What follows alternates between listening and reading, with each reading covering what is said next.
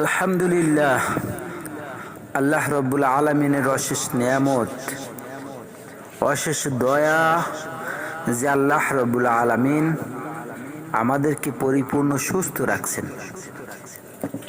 এই জন্য দিল থেকে শুকরিয়া আদায় করি আলহামদুলিল্লাহ। সুস্থতা কত বড় নিয়ামত, এইটা একমাত্র অসুস্থ ছাড়া বুঝতে পারে না। অসুস্থ হইলে বোঝা যায় যে সুস্থতা আল্লাহ তাআলার কত বড় নিয়ামত। এই জন্য ভাই ও দোস্ত বুজুর্গ, দুনিয়ার মধ্যে সবচেয়ে বড় নিয়ামত হইল সুস্থ থাকা। যদি আপনি সুস্থ না থাকেন, অসুস্থ থাকেন, তাহলে আপনি বুঝবেন যে সুস্থতা কত বড় নিয়ামত। আপনি যদি একটু চিন্তা করেন, একটু দেখেন, যার একটা হাত নাই সে কেমন অবস্থায় চলতেছে, যে হাত দ্বারা আমরা কত উপকৃত হইতেছি। যার একটা পা নাই, যে চলতে পারে না, যে চলার জন্যে তার পা ব্যবহার করতে হয় কিন্তু তার পা নাই, সে বুঝতে পারে যে তার পায়ের কত মর্মতা, পা কত তার প্রয়োজন।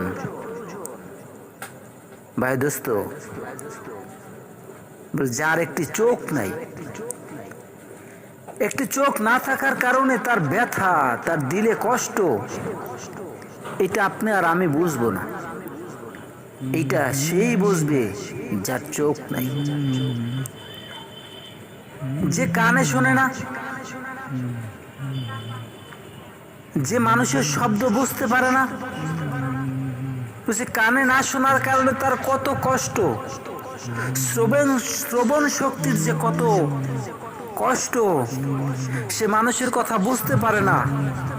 এই যে মনের যে কষ্ট, সেইটা যার কান নাই সেই বোঝে, যার কান আছে সে বুঝতে পারে না। এই জন্য ভাই দোস্ত, এই যে নিয়ামত আপনার আমি আল্লাহ তাআলার ভোগ করতেছি, আল্লাহ তাআলা এই নিয়ামতের হিসাব নেবেন। প্রত্যেকটা নিয়ামতের আল্লাহ তাআলা হিসাব নেবেন।